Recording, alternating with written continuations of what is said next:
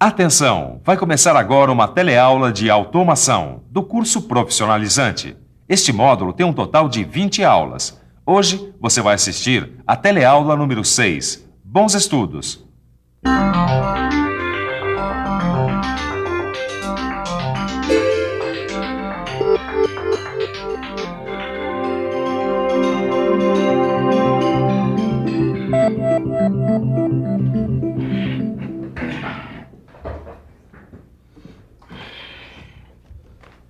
Quer chiclete? Não, obrigado. Você sabia que as indústrias que fabricam chicletes como esse usam máquinas com válvulas ou pistões? E é isso que nós vamos ver na teleaula de hoje. Como a união das válvulas e dos pistões pode fazer as máquinas funcionarem. Nós vamos conhecer os símbolos usados nos diagramas de circuitos pneumáticos e de circuitos hidráulicos. Vamos entender como é o funcionamento desses sistemas. E nós vamos ver também como são feitos os diagramas do circuito pneumático e do circuito hidráulico. Nós viemos até essa fábrica de bebidas para mostrar para vocês como é que é o funcionamento dessa esteira e como ela é acionada. Mas antes disso, tem outras coisas que você precisa saber. Bom, a nossa teleaula está começando e a primeira coisa que você precisa ficar sabendo é que quando nós unimos vários pistões e válvulas através de tubulações, esse conjunto recebe o nome de circuito. Quando o circuito trabalha com óleo, ele é um circuito hidráulico. E quando trabalha com ar, é um circuito pneumático. Esse desenho do circuito recebe o nome de diagrama ou esquema. Esses diagramas ou esquemas são desenhos dos circuitos feitos com símbolos. Cada componente do circuito é representado por um símbolo. Mas, Torquato, essa história de representar os componentes dos circuitos com símbolos não é muito complicado? Não é porque o desenho é simplificado. Dá uma olhada aí no diagrama. Através desse diagrama é possível entender muito bem como o circuito funciona.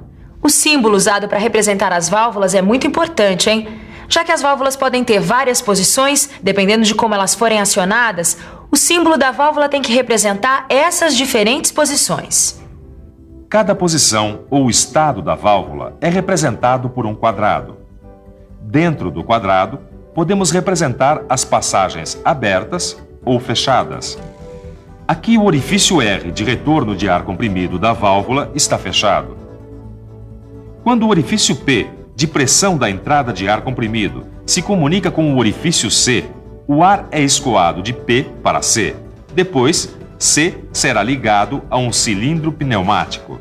Quando um orifício da válvula se comunica com outro e há passagem de fluido, isso é representado por uma seta.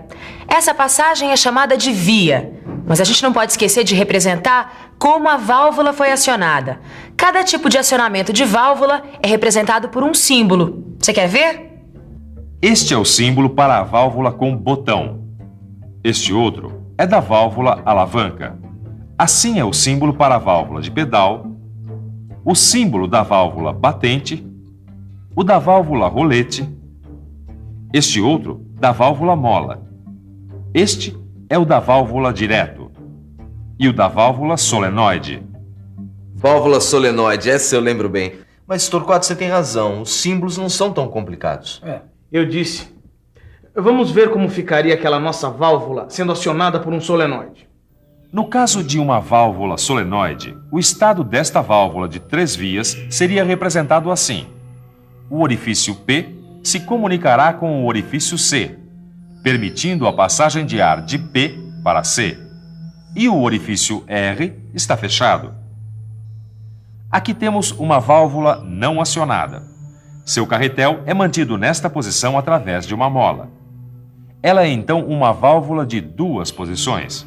Assim é uma válvula de 3 vias entre P e C e entre C e R, e 2 posições, acionada ou não pelo solenoide. Esse é o símbolo de uma válvula pneumática de 2 vias e 2 posições. Vamos ver agora outros símbolos usados em diagramas pneumáticos e hidráulicos. Vamos ver também o que esses símbolos significam.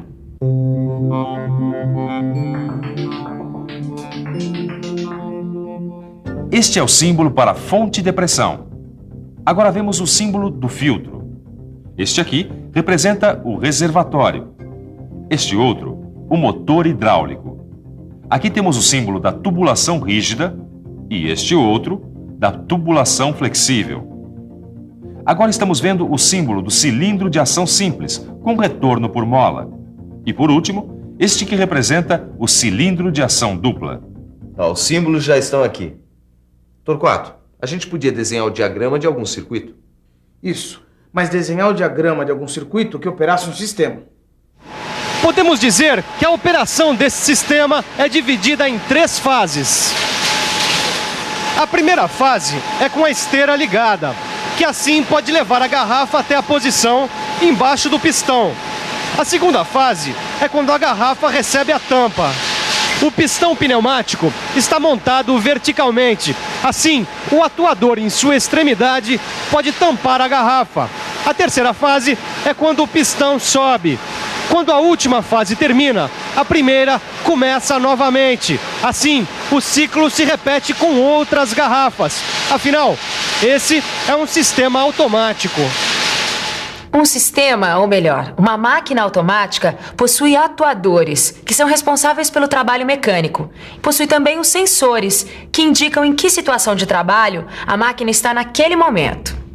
Então a gente pode dizer que os atuadores seriam os braços da máquina e os sensores seriam os olhos.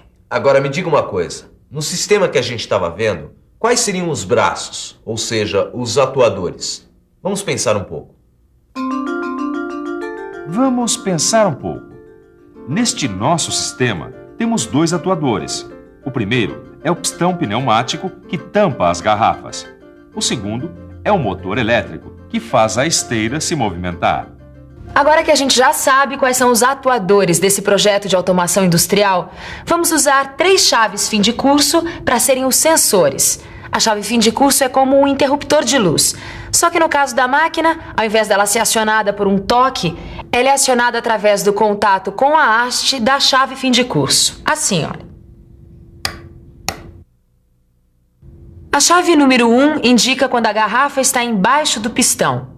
A chave número 2 indica que o pistão está na posição superior e a chave número 3 que o pistão está na posição inferior. As chaves fim de curso podem estar abertas, aí a corrente elétrica não pode passar, ou fechadas, permitindo a passagem da corrente elétrica. Aí, dependendo das posições das chaves, é possível saber se a esteira deve ser ligada ou desligada, se o pistão pneumático deve subir ou descer. Quem toma essas decisões do que deve ser feito é o controlador. Normalmente, o controlador é um circuito elétrico ou eletrônico que é construído segundo a lógica de funcionamento da máquina. As chaves fim de curso são ligadas nesse controlador, que é capaz de enviar sinais elétricos para as válvulas solenoides e para os motores elétricos. Depois dos atuadores agirem como os braços e os sensores como os olhos, temos o controlador, que age como o cérebro. Podemos dizer que o controlador é a inteligência da máquina. Torquato, não é maravilhoso? A máquina que é automatizada parece até que fica humanizada. Braços, olhos e até inteligência. E tem muito mais. Vamos continuar analisando como o nosso sistema funciona através do circuito pneumático. Quando a garrafa que está sendo transportada na esteira encontra a chave CH1, o motor da esteira é desligado e a garrafa para embaixo do pistão. A chave CH2, que indica o fim de curso superior, é desacionada quando o pistão começa a descer. Quando o pistão atinge sua posição inferior, a chave CH3 é acionada e a garrafa é tampada. O solenoide S1 é então acionado. A válvula passa para a posição da esquerda. O ar comprimido flui de P para C2 e chega à câmara superior do cilindro. Ao mesmo tempo, o orifício C1 está em comunicação com o R e o ar da câmara inferior do cilindro sai através do R. Aí, o pistão desce. O tempo que o pistão fica nessa posição é definido pelo controlador. Agora vamos ver como é que o pistão sobe nesse tipo de automação. Para o pistão subir, o solenoide S1 é desacionado. Então, o solenoide S2 é acionado e a válvula passa para a posição da direita. O ar comprimido flui de P para C1 e o ar vai então para a câmara inferior do cilindro. Ao mesmo tempo, a via C2 está em comunicação com R. O ar da câmara superior do cilindro sai e o pistão sobe. Quando o pistão chega à posição superior, a chave CH2 é acionada. O motor começa a funcionar e a esteira transporta novamente outra garrafa até o pistão. Muito bem. Torquato, quando a outra garrafa chega embaixo do pistão, a chave CH1 é acionada de novo e a esteira para novamente. Isso. Aí, o solenoide S1 é acionado, fazendo o pistão descer e tampar essa próxima garrafa. Isso. Agora nós vamos ver um outro caso, só que de um circuito hidráulico. Nós temos aqui um torno CNC que pode trabalhar com várias ferramentas. O porta-ferramentas é fixado num mecanismo que é o que faz a troca automática de uma ferramenta para outra. Esse mecanismo é chamado de torre porta-ferramentas. O comando numérico, que é o controlador, é o que manda fazer essas trocas. Vamos ver como isso funciona. Para a ferramenta ser trocada, temos o destravamento da torre e a rotação. Assim, o novo porta-ferramenta é travado para poder trabalhar na usinagem. Vamos ver como o mecanismo funciona num diagrama do circuito hidráulico para a automação da torre porta-ferramentas. O solenoide é acionado. O pistão do cilindro CF se retrai e a ferramenta é destravada. O sensor FD informa o destravamento ao controlador. Então, o solenoide S4 é acionado. O pistão do cilindro CT avança e destrava a torre. O sensor TD informa o destravamento da torre ao controlador. O controlador aciona o solenoide S2 ou S3 para que o motor hidráulico gire. Depois, o sensor da ferramenta indica se o próximo porta-ferramenta está na posição certa. Aí, então, o solenoide S2 ou S3 é desacionado, dependendo do sentido em que a torre está girando. O motor hidráulico é desligado, o solenoide S5 é acionado e a torre é travada de novo. Aí o sensor TT informa o travamento ao controlador. O controlador desaciona o solenoide S1 e a mola traz o carretel da válvula de volta para a posição de repouso. Depois, o pistão do cilindro CF avança e o porta-ferramenta é travado novamente. Aí, o sensor FT informa o travamento da ferramenta ao controlador. Em seguida, a usinagem da peça continua, até a máquina precisar de uma outra ferramenta. Bom, aí o ciclo se repete. Por enquanto, nós ficamos por aqui, mas você fica agora com a revisão. E atenção, se liga aí que é hora da revisão. Na nossa teleaula de hoje, você aprendeu o que os símbolos significam. Viu também como se desenha um diagrama de um circuito pneumático e de um circuito hidráulico em um processo automatizado.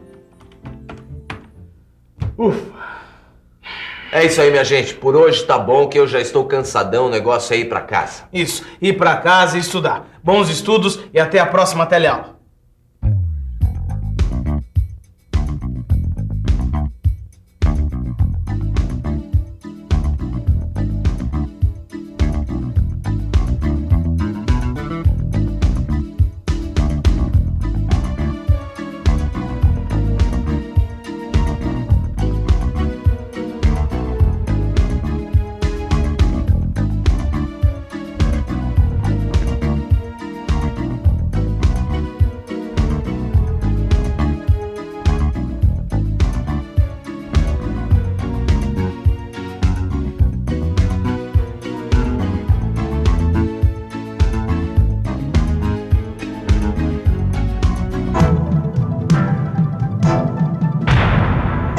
Telecurso 2000, um programa de educação do Sistema Fiesp e da Fundação Roberto Marinho.